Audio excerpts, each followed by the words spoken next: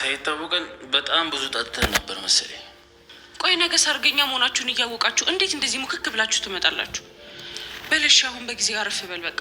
ነገ በጣም ብዙ ስራ ይጠብቀናል። አታስቢ የኔ ቆንጆ፣ ነገ ይደርሳል።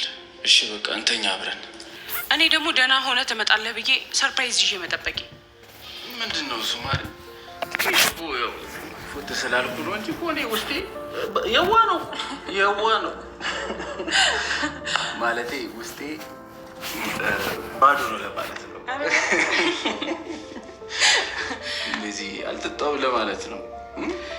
እሺ በቃ ለማንኛውም ነገ እነግርሃለሁ። አሁን ረፍት አድርግ። ሰዎቹንም አይቻቸው ልምጣ። እሺ ተኛ በቃ። አፈቅርሃለሁ። እሺ እኔም አፈቅርሻለሁ የኔ ቆንጆ። ሰይ ላገባ ነው፣ በጊዜ ልገባ ነው፣ ነገ ላገባ ነው። ቤዛና ሱራፌል እልል ባለ ሰርግ ተደግሶ እየተሞሸሩ ባሉበት ሰዓት ሌላ ያልጠበቁት አንድ ዱብዳ ገጠማቸው።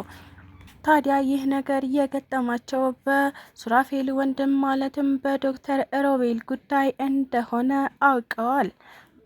የሰው ደስታ የሚያስደስተው ሳሚ ቤዛና ሱራፌልን እየጨፈረ እናም ደስታውን በትክክል እየገለጸ ደስታችሁ ደስታዬ ነው እያለም ሰርጋቸውን እያደመቀላቸው ይገኝ ነበረ። ታዲያ በዚህ ጉዳይ ደስተኛ የሆኑት ቤዛና ሱራፌል ደስታቸውን አጣጥመው ሳይጨርሱ በዛው ቅጽበት ወደ ሀዘን ተቀይሮባቸው ይገኛል። በሱራፌልና እንዲሁም ደግሞ ቤዛ ዙሪያ ያሉ ሰዎች አለገና የኛም አለገና እያሉ ሲጨፍሩና ሲደሳሰቱ ይታዩ ነበረ። ሰላም ጤና ይስጥልኝ ውድና የተከበራችሁ ቤተሰቦቼ እንዴት ናችሁ? እግዚአብሔር ይመስገን እኔ በጣም ደህና ነኝ። በያላችሁበት ሰላማችሁ ይብዛ እያልኩኝ እንኳን ወደ ቻናሌ በሰላም መጣችሁ። ለዚህ ዩቲዩብ ቻናል ደግሞ አዲስ ከሆናችሁ ላይክ፣ ሼር፣ ሰብስክራይብ በማድረግ ቤተሰብ ሁኑ። እንዲሁም ደግሞ ሀሳብ አስተያየትም ካላችሁ ኮሜንት ላይ አሳውቁኝ። ለዛሬ ደግሞ ቤዛ ፊልምን ክፍል 110 ይዤላችሁ መጥቻለሁ። እስከ ቪዲዮ ፍጻሜ አብራችን ቆዩ። ቤዛ እንግዲህ የባለፈው ክፍል ላይ እንዳየነው የሱራፌልና የቤዛ ሰርግ እንደደረሰ እናም ደግሞ ቅድመ ዝግጅትን በዙሪያቸው ያሉ ጓደኞቻቸው እንዲሁም ሚዜዎቻቸው እያዘገጃጁ እንደነበረ አይተናል። ዛሬ ደግሞ የዚህ ዝግጅት ፍጻሜው ደርሶ አሁን ላይ ቤዛና ሱራፌል የሚሞሸሩበት ሰዓት ደርሶ እየተሞሸሩ ይገኛሉ።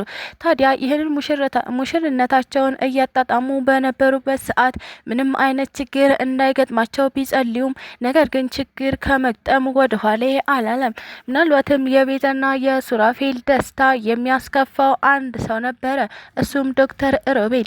እነሱ ሲተሳሰቱ እናም በደስታ ጨቤ ሲረግጡ ማየት አልችልም ያለው ዶክተር ሮቤል አሁንም ሴራውን ከመጠንሰስ ወደ ኋላ አላለም።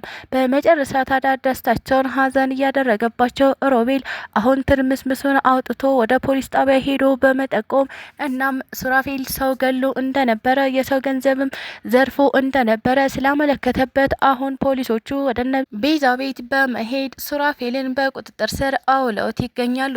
ታዲያ ይህ ነገር እንዳይገጥመኝ እየጸለይኩ ነበረ፣ በጣም ፈርቼ ነበር ስትል የገለጸችው ቤዛ አሁን ደግሞ ደስታዋ ሳይደርቅ ወደ ሀዘን እንደተቀየረባትም እየተናገረች ትገኛለች። ሙሽራዋን ከአጠገቧ ለይተው የወሰዱባት ቤዛ አሁን ላይ ሀዘኗን መቋቋም በፍጹም አልቻለችም። ሱሬ በሰላም ተጠናቀቀ ሰርጋችን ብዬ ደስ ብሎ ነበረ። ታዲያ ምን ያደርጋል ሳይጠናቀቅ አጉል ሌላ እንከን ገጠመው ስትልም እየገለጸች ትገኛለች። ችግራችሁ ችግሬ፣ ደስታችሁ ደስታዬ ነው የሚላቸው ሳሚ አሁን ሱራፌልን በመከተል ወደ ፖሊስ ጣቢያ ሄዶ ለማስፈታት እየሞከረ ይገኛል።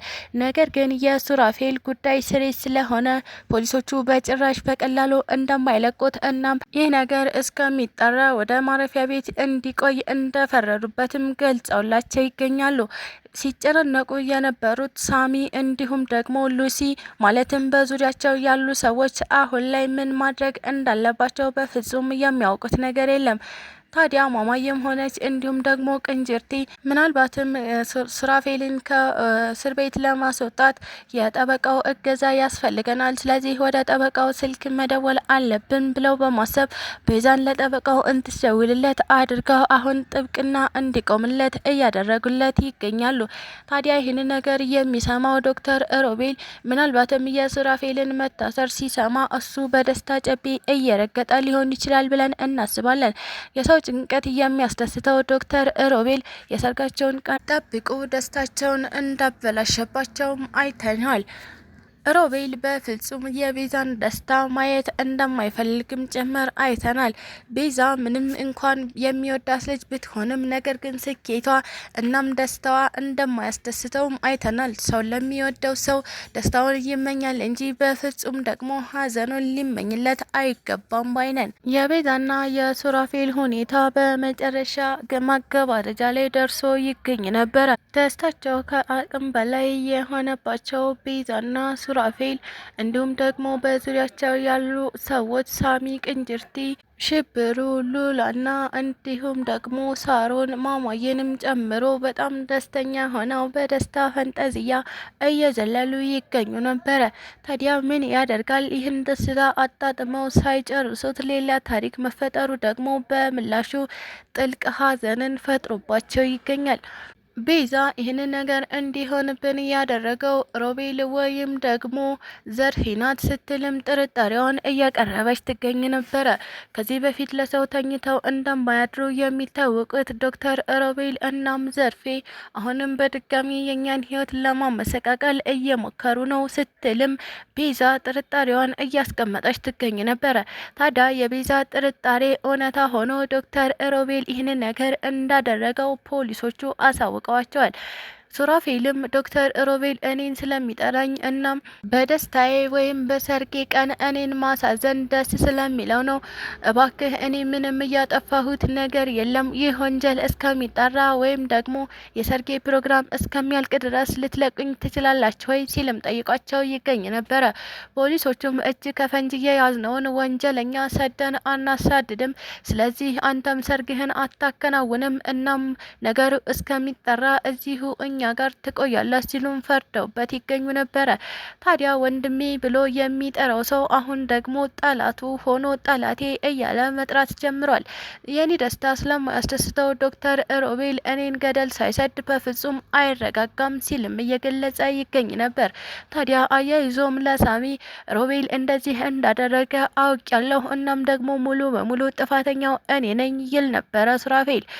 ሳሚም እንዴት ሱራፌል እንደዚህ ትላለህ ቢለውም ዶክተር ሮቤልን እጅ ላይ እንደነበረ መግደል ነበረብኝ፣ በሰዓቱ የተሳሳተ ውሳኔ የወሰንኩት እሱን አለመግደሌ ነው ሲልም እየገለጸለት ይገኝ ነበረ።